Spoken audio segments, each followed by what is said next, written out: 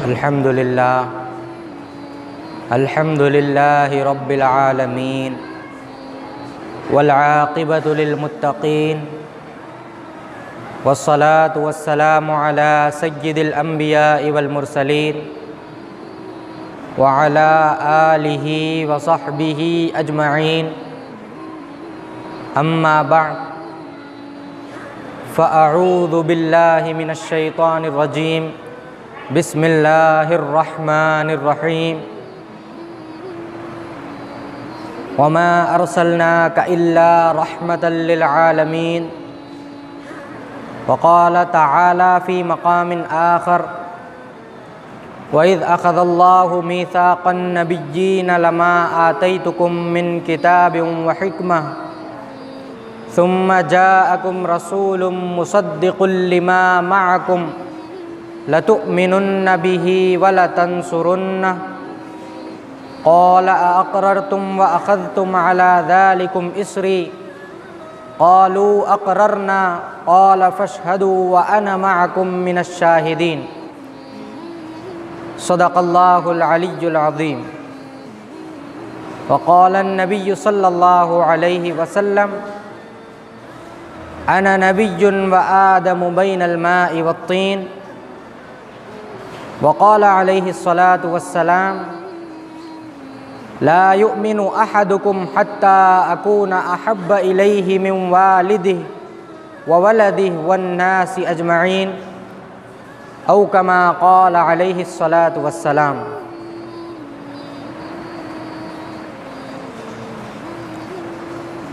وحدت کے بھرے جام پلاتا تو ہے، وحدت کے بھرے جام پلاتا تو ہے، میرے بگڑے ہوئے کام بناتا تو ہے۔ سویروں کو اندھیروں میں سلاتا تو ہے، سویروں کو اندھیروں میں سلاتا تو ہے، اندھیروں سے سویروں کو جگاتا تو ہے۔ یکتا ہے یگانا ہے، یکتا ہے یگانا ہے، تو احد و صمد ہے، مشکل سے ہو مشکل تو بچاتا تو ہے۔ پڑ جائے کسی وقت پہ مریم پہ جو تہمت، پڑ جائے کسی وقت پہ مریم پہ جو تہمت، طفلان کو جھولے میں بلاتا تو ہے۔ بہتان کوئی باندھے جو حرم نبی پر، بہتان کوئی باندھے جو حرم نبی پر، عائشہ تو مطہر ہے بتاتا تو ہے۔ قرطاس کے چہرے پر ایک لفظ لکھا میں نے، قرطاس کے چہرے پر ایک لفظ لکھا میں نے، اس لفظ کی خوشبو سے قرطاس معطر ہے، اس لفظ کی کرنوں سے عالم بھی منور ہے، وہ لفظ مکمل ہے، وہ لفظ محمد ہے صلی اللہ علیہ وسلم۔ عزیزان گرامی، ہم تمام حاضرین گزشتہ 2-3 جمعوں سے سیرت النبی صلی اللہ علیہ وسلم پر کچھ واقعات اور آپ کی زندگی کے مبارک حالات سن رہے تھے، اور آج میرا موضوع ہے شان رسالت، شان مصطفیٰ صلی اللہ علیہ وسلم۔ ہمارے اور آپ کے آقا مدنی کریم صلی اللہ علیہ وسلم کی شان کیا ہے، آپ کا مقام و مرتبہ اور عظمت کیا ہے، رفعت کیا ہے، اور آپ کا مقام کیا ہے۔ یوں تو ہماری حیثیت نہیں ہے کہ حضور صلی اللہ علیہ وسلم کی شان بیان کریں، کیونکہ آپ کی شان تو اللہ نے بلند کی ہے۔ اللہ نے فرمایا ہے وَرَفَعْنَا لَكَ ذِكْرَكَ، اے محبوب ہم نے آپ کے ذکر کو آپ کے لیے بڑا اونچا مقام عطا کیا ہے، بلند کر دیا ہے۔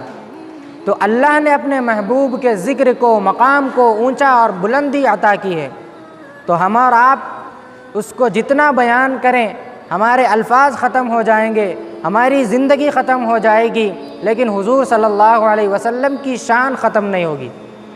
اسی لیے شاعر نے کہہ دیا لا يمكن الثناء كما كان حقه بعد از خدا بزرگ تو ہی قصہ مختصر، کہ حضور صلی اللہ علیہ وسلم کی ثنا بیان کرنا، شان بیان کرنا جیسا حق ہے ویسا ممکن ہی نہیں ہے، ہم بیان کر ہی نہیں سکتے۔ اس لیے میں مختصراً عرض کرتا ہوں کہ اللہ کے بعد جس کا مقام و مرتبہ ہے وہ حضور صلی اللہ علیہ وسلم کی ذات ہے۔ بعد از خدا بزرگ توئی قصہ مختصر، کہ اللہ کے بعد آپ کا سب سے بڑا مقام ہے، پوری دنیا میں سب سے بڑا مقام آپ کا ہے، صرف اللہ کے بعد ہے۔ تو اللہ نے آپ کو اپنا محبوب بنایا، اپنا حبیب بنایا۔ اور ہمارے نبی وہ نبی ہیں کہ کسی بھی شخصیت، کسی بھی انسان کی اس کا تعارف، اس کی آئیڈینٹیفیکیشن، اس کی پہچان اس کی پیدائش کے بعد ہوتی ہے اور اس کی موت پر ختم ہو جاتی ہے۔ جو انسان پیدا ہوتا ہے لوگ اس کو تب پہچانتے ہیں، انسان دنیا میں پیدا ہی نہیں ہوا تو اس کو لوگ جانتے بھی نہیں، پہچانتے بھی نہیں، اس کی کوئی پہچان نہیں ہوتی، معرفت نہیں ہوتی۔ حضور صلی اللہ علیہ وسلم کی معرفت کیسے ہوئی؟ آپ کی پہچان کیا ہے؟ کسی بھی ذات کا تعارف، اس کی پہچان اس کی ولادت سے شروع ہوتی ہے، وفات پر ختم ہو جاتی ہے۔ مثلاً ایک آدمی فلاں جگہ پہ پیدا ہوا، فلاں جگہ پہ پلا بڑھا، فلاں اسکول میں تعلیم حاصل کی، فلاں یونیورسٹیوں میں تعلیم حاصل کی، فلاں جگہ نوکری کی، فلاں کام کیا، اور اتنی عمر میں اس کا انتقال ہو گیا۔ اس کے بعد اس کی زندگی کی کتاب بند ہو جاتی ہے، اس کی سوانح حیات بند ہو جاتی ہے۔ کسی بھی شخصیت کا، اس کی ذات کا تعارف اور پہچان ولادت سے شروع ہوتا ہے، وفات پر ختم ہو جاتا ہے، لیکن ایک حضور اکرم صلی اللہ علیہ وسلم کی ذات ہے کہ آپ کا تعارف ولادت سے شروع نہیں ہوتا، وفات پر ختم نہیں ہوتا، بلکہ آپ کا تعارف، آپ کا تذکرہ عالم ارواح سے شروع ہوتا ہے اور جنت تک پہنچتا ہے۔ عالم ارواح کس کو کہتے ہیں؟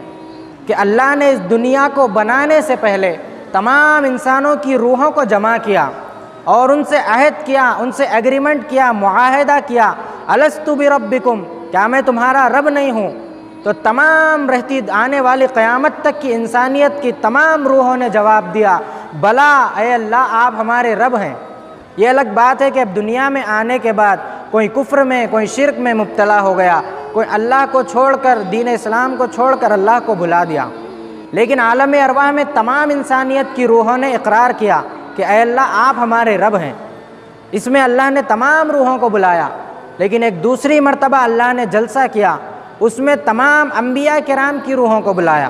وَإِذْ أَخَذَ اللَّهُ مِيثَاقَ النَّبِيِّينَ لَمَا آتَيْتُكُم مِّن كِتَابٍ وَحِكْمَةٍ، انبیاء کو اللہ نے جمع کیا، جمع کر کے ان سے وعدہ اور ان سے ایگریمنٹ لیا کہ اے نبیو میں تمہیں دنیا میں بھیجوں گا، میں تمہیں نبی بنا کر بھیجوں گا، تمہیں کتاب و حکمت دوں گا، فصاحت و بلاغت دوں گا، تدبر و حکمت دوں گا، تمہیں ہر چیز عطا کروں گا، لیکن پھر میرا آخری نبی آئے گا، حضور اکرم صلی اللہ علیہ وسلم کو میں بھیجوں گا جو میرا آخری رسول ہوگا، تم اس کی تصدیق کرو گے، یعنی اس پر ایمان لاؤ گے، ان کی تائید کرو گے اور ان پر اپنا ایمان رکھو گے۔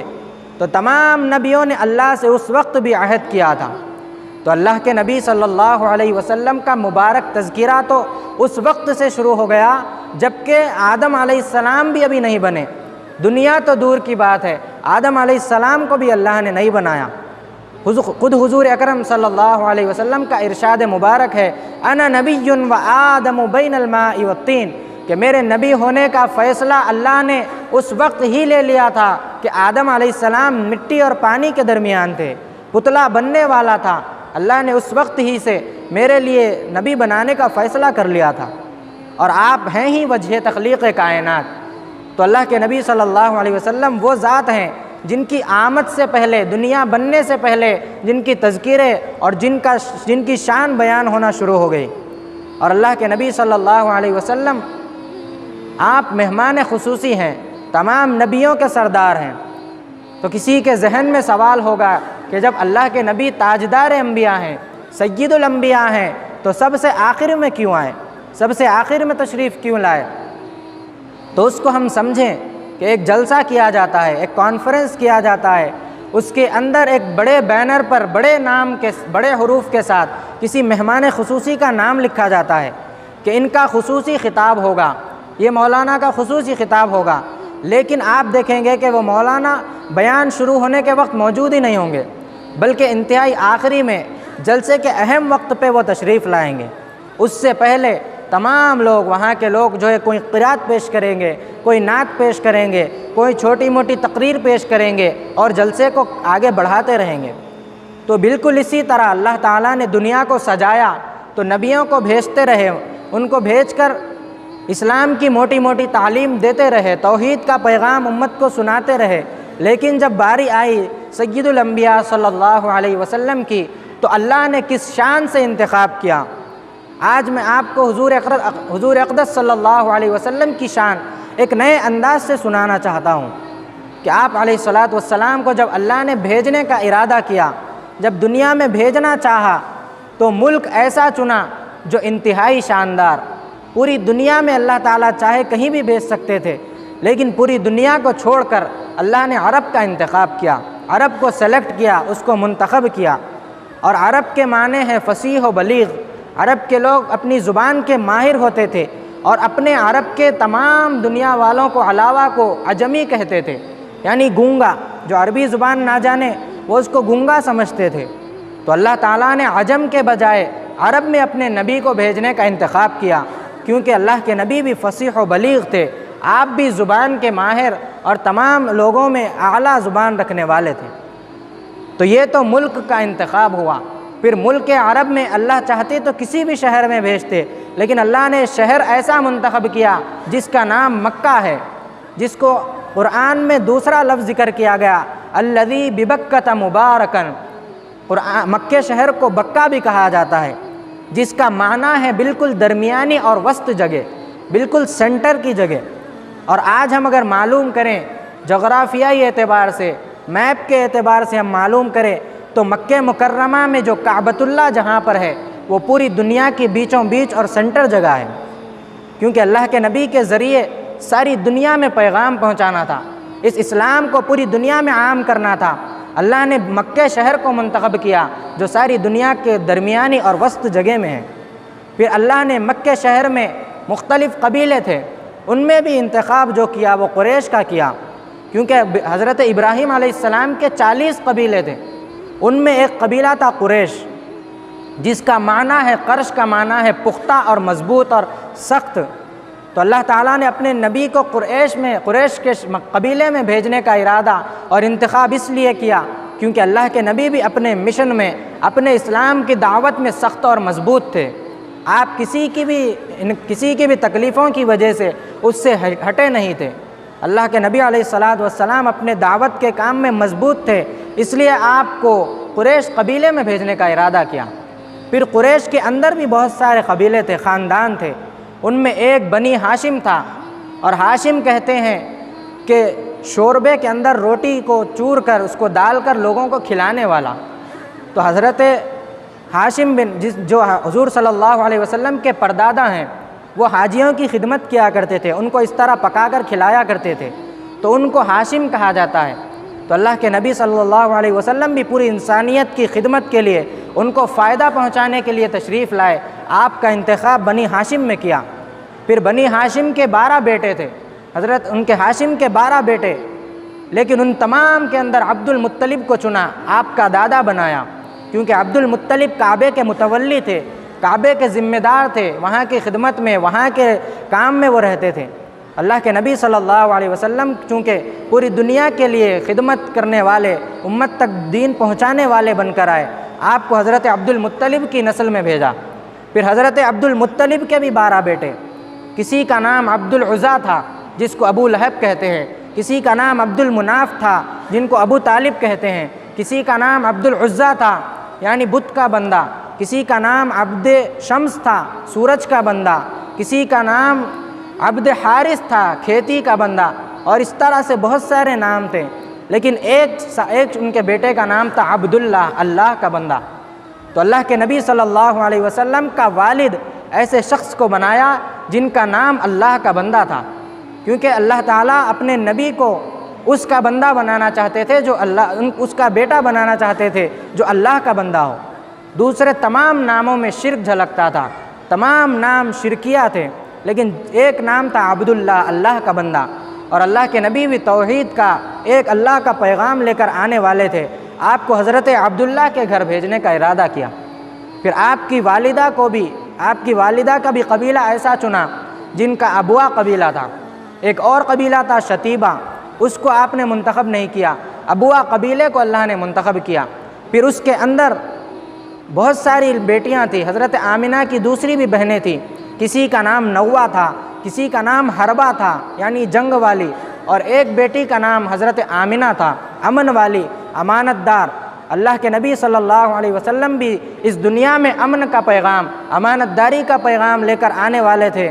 آپ کی والدہ ایسی عورت کو بنایا جن کا نام خود آمنہ تھا, امن والی. تو یہ اللہ کے نبی صلی اللہ علیہ وسلم کی خصوصیات ہیں کہ آپ کا ایک ایک انتخاب اتنی زیادہ عظمتوں والا, اتنا زیادہ اعلیٰ مرتبے والا ہے. تو اللہ کے نبی صلی اللہ علیہ وسلم کی ازواج کے ناموں کی بھی تاثیر ہے.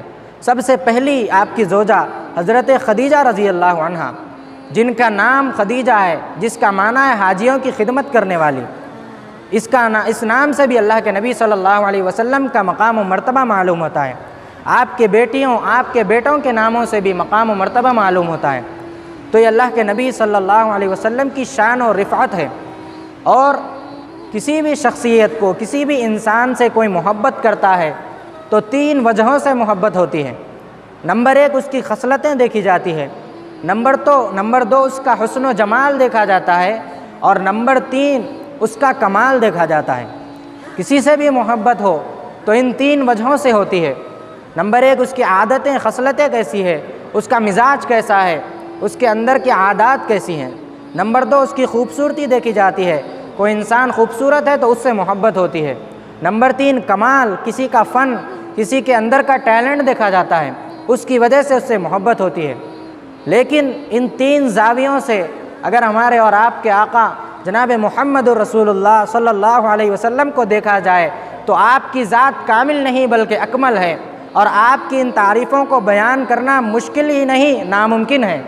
اور حضور اقدس صلی اللہ علیہ وسلم جمال, کمال اور جلال کا مجموعہ ہیں. اگر خصلتیں دیکھی جائیں, عادات دیکھی جائیں, تو مکہ والے دشمنی کے باوجود حضور اقدس صلی اللہ علیہ وسلم کے پاس اپنی امانتیں رکھتے تھے, اپنے سامان ان کے پاس محفوظ رکھتے تھے کہ آپ ہمارے سامان کو اپنے پاس امانت رکھیے. دشمنی کے باوجود, اختلاف کے باوجود آپ کے پاس امانتیں رکھتے تھے, آپ کو صادق و امین کہتے تھے. اور نمبر 2 کسی کا حسن و جمال دیکھا جاتا ہے. حسن و جمال تو کیا کہنا کہ اللہ کے نبی صلی اللہ علیہ وسلم کا ایسا حسن و جمال ہے کہ حضرت عائشہ رضی اللہ عنہا فرماتی ہیں کہ حضور کے مسکرانے سے میری گمی ہوئی سوئی مل جایا کرتی تھی. جب میری سوئی گم جاتی تھی اور مجھے ملتی نہیں, اللہ کے نبی صلی اللہ علیہ وسلم کسی موقع پر جب مسکراتے تو آپ کے منہ سے نکلنے والے نور سے, اس روشنی سے میری گمشدہ سوئی ملتی تھی.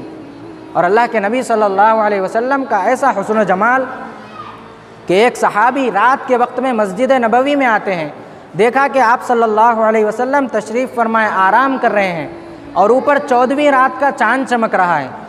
اور وہ صحابی پریشان ہو گئے کہ جو یہ آس پاس روشنی پھیلی ہوئی ہے, مسجد کے صحن و دیوار میں یہ جو نور اور روشنی پھیلی ہوئی ہے, یہ اس چاند کی ہے یا اس چاند کی ہے. وہ سوچنے پر مجبور ہو گئے, کبھی اس چاند کو دیکھتے ہیں, کبھی اس چاند کو دیکھتے ہیں, پھر قسم کھا کر یہ فیصلہ کرتے ہیں کہ اس چاند سے زیادہ محمد صلی اللہ علیہ وسلم کے چاند جیسے چہرے کی روشنی زیادہ ہے. تو یہ حضور صلی اللہ علیہ وسلم کا حسن و جمال, کہ ایسا حسن و جمال کہ جس کو بنانے والا خود دیکھے. اللہ کے نبی صلی اللہ علیہ وسلم آپ چاہ رہے تھے کہ پہلے بیت المقدس قبلہ تھا, مسجد اقصیٰ پہلے قبلہ تھا, اور آپ کی خواہش تھی کہ کعبۃ اللہ کو قبلہ بنایا جائے. اور آپ ابھی سوچ ہی رہے ہیں, آسمان کی طرف نگاہ اٹھا رہے ہیں, اللہ تعالیٰ خود آیت نازل فرماتے ہیں, قد نرا تقلب وجہک فی السماء. اے محبوب, جب آپ اوپر دیکھ رہے تھے, آسمان میں آپ کا جس وقت چہرہ تھا, ہم آپ کے چہرے کو دیکھ رہے تھے. اللہ کے نبی صلی اللہ علیہ وسلم کا مبارک چہرہ وہ ہے. اور حضرت شاہ ولی اللہ محدث دہلوی رحمۃ اللہ علیہ فرماتے ہیں کہ اللہ نے جب حسن کو بنایا, خوبصورتی کو بنایا, اس کے 100 حصوں میں سے ایک حصے کو الگ کیا, اس میں بھی 2 حصے کیے, اور ایک حصے میں پوری کائنات کو تقسیم کر دیا. حسن و جمال پوری کائنات میں بانٹ دیا, اور اس ایک حصے میں کا دوسرا آدھا حصہ اکیلے حضرت یوسف علیہ السلام کو دیا. اور فرماتے ہیں کہ بقیہ جو 99 حصے ہیں وہ حضرت محمد صلی اللہ علیہ وسلم کو عطا کیے. اسی کو حضرت عائشہ رضی اللہ عنہا فرماتی ہیں کہ مصر کی عورتوں نے یوسف کو دیکھا تھا اپنی انگلیوں کو کاٹ لیا تھا، اگر وہ میرے محبوب کو، میرے حضور صلی اللہ علیہ وسلم کو دیکھ لیتی تو اپنی گردنیں، اپنے دلوں کو کاٹ لیتی۔ اور جنہوں نے یوسف علیہ السلام کو دیکھا انہوں نے اپنی انگلیاں کاٹی، اپنے انگلیوں کے پورے کاٹے، اور جنہوں نے میرے آقا کو دیکھا، جن صحابہ نے میرے آقا کی زیارت کی، وہ پورے کے پورے کٹ گئے۔ اللہ کے نبی کے آگے آپ کی خدمت میں اپنی جانوں کو قربان کیا۔ تو حضرت عائشہ کا یہ فرمان کہ وہ مصر کی عورتوں نے یوسف کو دیکھا، انگلیاں کاٹی، میرے محبوب کو دیکھتے تو اپنے دلوں کو کاٹتے، تو اس کا مطلب کیا ہے؟ حالانکہ پھل کو ہاتھ میں رکھ کر کاٹا جائے تو انگلیاں کٹ سکتی ہیں، لیکن کوئی پھل کو سینے پر رکھ کر تو نہیں کاٹتا کہ جس کی وجہ سے دل کٹ جائے۔ تو اس کا مطلب علماء نے بڑی باریکی سے اور اس کے اندر کے نکات بیان کیے۔ آپ حضرت عائشہ یہ فرماتی ہیں کہ جس طرح اللہ کے نبی صلی اللہ علیہ وسلم سب سے بڑے ہیں، سید الانبیاء ہیں، اور آپ کی نبوت ہی سے نبوت نکل کر تمام نبیوں کو ملی ہے۔ جس طرح مثال سے سمجھے تو ایک درخت ہوتا ہے، اس کا ایک تنا اور جڑ ہوتی ہے اور اس سے نکلنے والی شاخیں ہوتی ہیں، تو جڑ کی مانند اصل حیثیت کی ہے، وہ اپنی ذات میں اصل اور مین ہے، اور اس کی شاخیں اسی سے نکلی ہوئی ہیں۔ وہ شاخوں کی جو طاقت ہے وہ اس کے بلبوتے پر ہے، اور اگر کسی شاخ کو کاٹ دیا جائے تو بھی جڑ باقی رہتی ہے، لیکن اگر جڑ کو کاٹ دیا جائے تو شاخیں باقی نہیں رہتی۔ تو معلوم ہوا کہ شاخیں اپنے آپ میں اصل نہیں ہیں، بلکہ وہ دوسرے کے اوپر، دوسرے کے بلبوتے پر قائم ہیں، اور درخت کی جو تنا اور جو جڑ ہے وہ اپنی ذات کے اندر قائم ہے۔ اسی طرح حضور صلی اللہ علیہ وسلم کی نبوت اصل ہے، آپ کی نبوت سے نکلی ہوئی شاخ ہے جو تمام نبیوں کو ملی ہے۔ آپ کی نبوت سے شاخ نکلی، حضرت آدم علیہ السلام کو ملی، آپ کی نبوت سے شاخ نکلی، حضرت ابراہیم، حضرت نوح، حضرت عیسیٰ اور تمام نبیوں کو ملی۔ تو تمام نبیوں کی حیثیت شاخ کی ہے، اور حضور صلی اللہ علیہ وسلم کی حیثیت جڑ کی ہے۔ تو حضرت عائشہ فرماتی ہیں کہ مصر کی عورتوں نے شاخ نبوت کو دیکھا تو اپنے بدن کی شاخ بدن یعنی انگلیوں کو کاٹا، اگر وہ مرکز نبوت کو دیکھ لیتی تو مرکز بدن کو کاٹ لیتی، اپنے دل کو کاٹ لیتی، اور دل بھی انسان کے جسم کا مرکز اور سینٹر ہے۔ تو حضرت عائشہ رضی اللہ عنہ خود فرماتی ہیں کہ حضور صلی اللہ علیہ وسلم کا ایسا حسن و جمال ہے۔ اور ایک مرتبہ حضرت فاطمہ رضی اللہ عنہ تشریف لاتی ہیں، اللہ کے نبی کے گھر پر دستک دیتی ہیں۔ آپ صلی اللہ علیہ وسلم نے دروازہ کھولا تو آپ کو تھوڑی دیر انہوں نے دیکھا اور واپس جانے لگے۔ تو حضرت فاطمہ سے آپ صلی اللہ علیہ وسلم نے پوچھا کہ اے فاطمہ تم واپس کیوں جا رہی ہو؟ کوئی کام بھی نہیں، کچھ پوچھا بھی نہیں، آنے کا کیا مقصد تھا؟ تو حضرت فاطمہ رضی اللہ عنہ فرماتی ہیں کہ مجھے بھوک کی شدت تھی اور بے چینی کی کیفیت تھی، لیکن آپ کو دیکھنے آئی ہوں تاکہ آپ کو دیکھ لوں تو دل کا سرور اور دل کا اطمینان حاصل ہو اور بھوک کی شدت ختم ہو جائے۔ تو حضور اکرم صلی اللہ علیہ وسلم کا چہرہ انور ایسا ہے کہ جس کو حضرت فاطمہ رضی اللہ عنہ دیکھے تو ان کو دل کو اطمینان مل جائے اور ان کی بھوک کی شدت ختم ہو جائے۔ اور جب اللہ نے جمال کو بنایا، جو حسن سے زیادہ خوبصورت چیز ہے، جمال کو بنایا، تو وہ اس میں سے اللہ نے کسی کو عطا نہیں کیا، سارا کا سارا اپنے محبوب صلی اللہ علیہ وسلم کو دے دیا۔ اور علماء نے بیان کیا ہے کہ اللہ کے نبی کا جو حسن تھا وہ پوشیدہ رکھا گیا، چھپا کر رکھا گیا۔ اگر پورا حسن و جمال ظاہر کر دیا جاتا تو کسی کے اندر اس کو دیکھنے کی تاب نہیں ہوتی، کسی کے اندر اس کو دیکھنے کی طاقت ہی نہیں رہتی۔ تو حضور صلی اللہ علیہ وسلم کا اتنا مقام و مرتبہ بلند ہے کہ اللہ کے نبی نے دوسرے نبیوں کو جو معجزہ دیے ان کے اعتبار سے دیکھا جائے تو اللہ کے نبی کے معجزے انتہائی اعلیٰ ہیں۔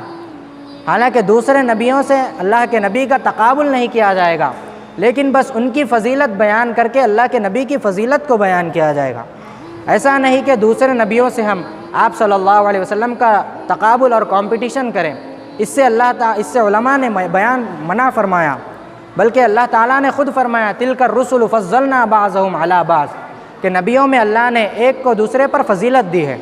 حالانکہ تمام نبی اللہ کے محبوب ہیں، لیکن کسی کی فضیلت کسی پر زیادہ ہے۔ تو حضرت موسیٰ علیہ السلام کا معجزہ ہے، آپ نے اپنی عصا کو زمین پر پتھر پر مارا تو 12 چشمے پھوٹ پڑے، اور اس سے ان کی قوم نے پانی سے فائدہ اٹھایا۔ تو کسی نے اعتراض کیا، ایک عیسائی نے، کہ ہمارے نبی نے یہودی نے اعتراض کیا کہ حضرت موسیٰ نے اپنی لکڑی زمین پر ماری، 12 چشمے پھوٹ پڑے۔ تو ایک مسلمان نے ان کا جواب دیا کہ تمہارے نبی نے، ٹھیک ہے ان کا معجزہ تھا، لکڑی کو انہوں نے زمین پر مارا تو اس سے چشمے پھوٹ پڑے، لیکن پانی زمین سے ہی نکلا کرتا ہے، وہ کوئی زیادہ عقل سے دور بات نہیں ہے، کوئی زیادہ حیرت کی بات نہیں ہے۔ لیکن دوسری طرف اللہ کے نبی صلی اللہ علیہ وسلم کو دیکھا جائے تو آپ حدیبیہ کے موقع پر صحابہ کو پانی کی پریشانی ہوئی، بالکل تھوڑا سا پانی تھا، تو آپ نے اپنی انگلیوں کو اس کے اندر داخل کیا، تو صحابہ نے دیکھا کہ انگلیوں سے پانی کا چشمہ پھوٹ پڑا، انگلیوں سے اتنا پانی جاری ہوا کہ تمام صحابہ نے وضو کر لیا، تمام صحابہ نے پانی کو پی لیا اور استعمال کر لیا۔ تو یہ اللہ کے نبی کا معجزہ تھا، اور آپ کا اشارہ اور چاند کے 2 ٹکڑے ہو گئے۔ اور کسی نے، عیسائی نے اعتراض کیا کہ حضرت عیسیٰ علیہ السلام کا معجزہ ہے کہ وہ مردے کو زندہ کر دیتے تھے، اللہ کے حکم سے کہتے قم بإذن اللہ، تو اللہ ان کے اس کہنے کی وجہ سے مردوں کو زندہ کر دیتے، تو تمہارے نبی کا کیا ایسا کوئی معجزہ ہے؟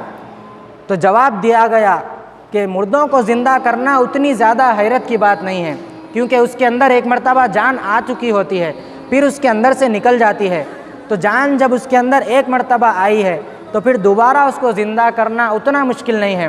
لیکن ہمارے اور آپ کے آقا حضرت محمد صلی اللہ علیہ وسلم کا معجزہ دیکھیں تو ابو جہل کنکریاں لے کر آتا ہے جس کے اندر تو جان ہی نہیں ہے، جس کے اندر جان کا اور اس کے اندر روح کا تصور بھی نہیں ہے۔ اللہ کے نبی کا معجزہ کہ اس کنکریوں نے اللہ کے نبی کی گواہی دی، اشہد ان محمدً عبدہ ورسولہ۔ اور اسی طرح کھجور کا خوشہ اتر کر آ کر اللہ کے نبی کے سامنے گر پڑا۔ ایک دیہاتی نے عرض کیا کہ اے اللہ کے نبی، اگر آپ مجھے کھجور کے خوشے کو آپ کوئی معجزہ دکھائیں تو میں آپ پر ایمان لاؤں گا۔ تو اللہ کے نبی نے اس کھجور کے خوشے کو حکم دیا، اس کو بلایا تو وہ اتر کر اللہ کے نبی کے سامنے آ کے گر پڑا۔ تو یہ دیہاتی وہ دیکھ کر معجزہ مسلمان ہو گیا۔ تو حضور صلی اللہ علیہ وسلم کی شان اور آپ کا مقام و مرتبہ اتنا ہے کہ ہم اس کو بیان کرتے کرتے اپنی زندگی بھی پوری لگا دیں تو آپ کا حق ادا نہیں ہو سکتا۔ اور حضور صلی اللہ علیہ وسلم کا ارشاد ہے لا یؤمن احدکم حتی اکون احب الیہ من والدہ وولدہ والناس اجمعین، کہ اللہ کے نبی جو اتنی عظمتوں والے، اتنی رفعتوں والے، اتنے مقام و مرتبے والے ہیں، تو اللہ کے نبی نے اپنی امت کو بھی سکھایا کہ تمہاری کیسی شان ہونا چاہیے، تمہارا کیسا اعلیٰ اخلاق ہونا چاہیے، تمہارا کیسا کردار ہونا چاہیے۔ فرمایا کہ کوئی تم میں سے اس وقت مومن نہیں ہو سکتا جب تک کہ میں اس کے نزدیک اس کے والدین سے زیادہ، اولاد سے زیادہ، تمام دنیا کے لوگوں سے زیادہ، بلکہ اس کی جان سے زیادہ محبوب نہ ہو جاؤں۔ یہ نہیں فرمایا کہ اتنی محبت مجھ سے کرو جتنی والدین سے کرتے ہو، تو بھی بڑی بات تھی۔ یہ بھی نہیں فرمایا کہ اپنی اولاد سے جتنی محبت کرتے ہو اتنی مجھ سے محبت کیا کرو، یہ بھی فرماتے تو بڑی بات تھی۔ یہ بھی نہیں کہا کہ اپنی جان سے زیادہ، اپنی جان کے اتنی مجھ سے محبت کرو، بلکہ فرمایا اپنے والدین سے، اولاد سے، تمام انسانوں سے، اور بلکہ اپنی جان سے زیادہ مجھ سے محبت کرو۔ علماء نے بیان کیا ہے کہ خودکشی کے لیے کوئی شخص سوسائڈ کرنے کے لیے پہاڑ سے چھلانگ لگائے، کسی عمارت سے چھلانگ لگائے، یا زہر پینا چاہے تو حرام ہے، خودکشی کرنا حرام ہے۔ لیکن اگر حضور حکم دے چھلانگ لگا تو واجب ہے۔ تو اللہ کے نبی صلی اللہ علیہ وسلم سے اتنی محبت کرنے کا خود اللہ کے نبی نے حکم دیا۔ اگر یہ کہتے کہ اپنی اولاد سے جتنی محبت کرتے ہو اتنی کر لو تو یہ بھی حکم برابر کا ہو جاتا۔ والدین سے جتنی محبت کرتے ہو اتنی کرو تو بھی حکم برابر ہو جاتا۔ یہ کہتے کہ اپنی جان سے جتنی محبت کرتے ہو اتنی کیا کرو تو بھی حکم برابر ہو جاتا۔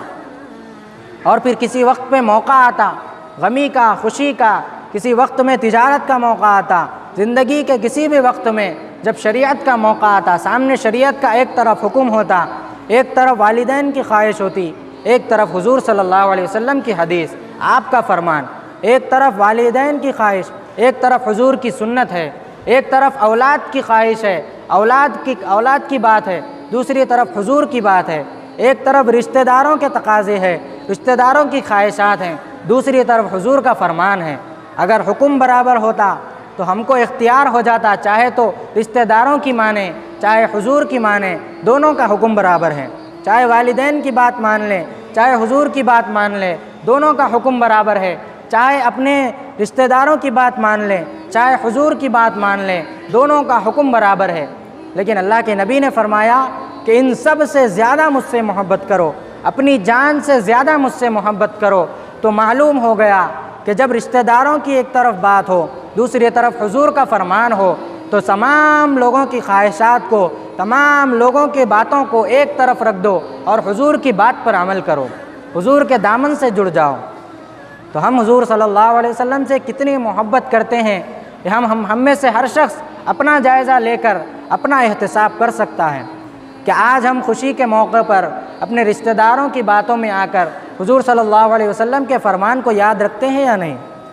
چاہے وہ کوئی بھی موقع ہو، شادیوں کا موقع ہو، اسی طرح رسم و رواج ہو، یہ تمام چیزوں میں ہم ایک طرف رشتہ داروں کے تقاضوں کو دیکھتے ہیں کہ فلاں کیا کہے گا، فلاں ناراض ہو جائے گا، یہ نہیں کریں گے تو فلاں ہم پر انگلی اٹھائے گا، لیکن یہ نہیں دیکھتے کہ حضور صلی اللہ علیہ وسلم کیا فرما رہے ہیں۔ تو حضور سے ویسی محبت کرنا چاہیے جیسی حضور نے خود ہم سے محبت کرنے کی خواہش کی ہے، اور اس کا سبق سکھایا ہے ہم کو صحابہ نے اس پر عمل کر کے بتایا ہے۔ ایک موقع پر اللہ کے نبی صلی اللہ علیہ وسلم مسجد میں لوگوں کو خطاب کر رہے ہیں، لوگوں کو نصیحت کر رہے ہیں۔ آپ نے کسی آدمی کو دیکھا کہ وہ کھڑے ہوئے ہیں، فرمایا کہ اے بھائی بیٹھ جاؤ۔ تو آپ صلی اللہ علیہ وسلم کا یہ فرمان، یہ آواز مسجد کے باہر پہنچی۔ ایک صحابی وہاں سے اندر آ رہے تھے اور وہاں پر جانوروں کے باندھنے کی جگہ تھی، لیکن ان کے کانوں میں حضور کا فرمان پہنچا کہ بیٹھ جاؤ، اور انہوں نے کچھ نہیں دیکھا، یہ نہیں دیکھا کہ حضور مجھ کو تو نہیں کہہ رہے ہیں، یہ نہیں دیکھا کہ حضور اندر کسی دوسرے آدمی کو کہہ رہے ہیں، بلکہ جیسے ہی کانوں میں آواز پہنچی کہ بیٹھ جاؤ، وہ اسی جگہ پر تشریف فرما، وہ اسی جگہ پر بیٹھ گئے۔ اللہ کے نبی صلی اللہ علیہ وسلم جب واپس آنے لگے تو فرمایا کہ تم یہاں پر کیوں بیٹھے ہو؟ تو انہوں نے کہا کہ آپ کا میں نے جب حکم سنا بیٹھ جاؤ تو میں یہاں بیٹھ گیا۔ فرمایا کہ میں نے تو اندر ایک آدمی کو کہا تھا جو کھڑا ہوا تھا، میں نے تمہیں نہیں کہا تھا۔ تو فرمایا کہ آپ کا حکم میرے کانوں میں پہنچ جائے تو میری ہمت نہیں ہو سکی کہ میں آپ کے حکم پر عمل نہ کروں۔ دیکھیے صحابہ کرام کا عمل کا جذبہ، کہ حضور صلی اللہ علیہ وسلم کے ایک ایک عمل کو انہوں نے یاد رکھ کے اس کو اپنی زندگی میں اپنایا۔ حضرت ابن عمر رضی اللہ عنہ، جو حضرت عمر کے صاحبزادے اور آپ اتباع سنت میں سب سے زیادہ اور سب سے زیادہ اعلیٰ درجے کے صحابی ہیں، جنہوں نے ہر سنت کو اپنانے کی کوشش کی۔ ایک مرتبہ سفر سے جا رہے ہیں تو اپنے سواری کو روکا اور لوگوں کو کہا کہ تھوڑی دیر ٹھہرو، میں ابھی آتا ہوں، اور وہاں پر پہنچ کر جھاڑیوں میں کچھ دیر بیٹھے اور پھر واپس آ گئے۔ تو لوگوں نے پوچھا کہ آپ یہاں پر کیوں گئے؟ آپ کو تو کوئی ضرورت بھی نہیں تھی، آپ کو جو ہے استنجا کا تقاضا بھی نہیں تھا۔ تو فرمایا کہ میں اپنے نبی کے ساتھ ایک مرتبہ یہاں سے گزر رہا تھا، آپ بھی اسی طرح اس موقع پر بیٹھے تھے، میں نے آپ کی سنت کو زندہ کرنے کے لیے اس پر عمل کیا ہے۔ تو صحابہ کرام اتنا زیادہ عمل کر کے ہم کو بتایا ہے، تمام لوگوں کی انہوں نے پرواہ کیے بغیر اپنے والدین کو بھی چھوڑ دیا، تمام رشتہ داروں سے بھی چھوڑ دیا، لیکن حضور صلی اللہ علیہ وسلم کو چھوڑنا گوارا نہیں کیا۔ حضرت ابو بکر رضی اللہ عنہ کے بارے میں آتا ہے کہ ان کے والد ان کے سامنے جنگ کے ایک بار آمنے سامنے آ گئے، ان کے والد ابھی مسلمان نہیں ہوئے تھے، حضرت ابو بکر مسلمان ہو گئے تھے۔ تو جنگ میں جب آمنے سامنے آئے تو حضرت ابو بکر رضی اللہ عنہ کے والد نے ان کو دیکھا اور ان کے سامنے جب آئے تو ان کو مارا نہیں، ان پر حملہ نہیں کیا، اور بعد میں ایک مرتبہ اپنے بیٹے سے کہنے لگے کہ میں جنگ میں ایک مرتبہ تم میرے سامنے آئے تھے، لیکن میں اپنے بیٹے کی وجہ سے تمہیں معاف کر دیا اور تم کو قتل نہیں کیا۔ تو حضرت ابو بکر نے فرمایا کہ اگر میں تمہیں دیکھ لیتا تو میں تم پر رحم نہ کھاتا۔ یہ اپنے والد کو کہہ رہے ہیں، کیونکہ صحابہ کرام جب اسلام قبول کر لیتے تو اپنے رشتہ داروں کی کوئی اہمیت نہیں ہوتی، کیونکہ جو حضور کا نہ ہو، وہ کہتے کہ جو حضور کا نہ ہو وہ ہمارا کیسے ہو سکتا ہے۔ تو ہم حضور صلی اللہ علیہ وسلم سے بھی ویسی محبت کریں، اپنے زندگی کے ہر موقع پہ آپ کی سنتوں کو، آپ کے فرمان کو، آپ کی زندگی کو، آپ کی سیرت کو یاد رکھیں، تبھی ہم کامیاب ہو سکتے ہیں۔ نقش قدم نبی کے ہیں جنت کے راستے، نقش قدم نبی کے ہیں جنت کے راستے، اللہ سے ملاتے ہیں سنت کے راستے۔ اللہ تعالیٰ کہنے سننے سے زیادہ عمل کرنے والا بنائے۔ وآخر دعوانا ان الحمد للہ۔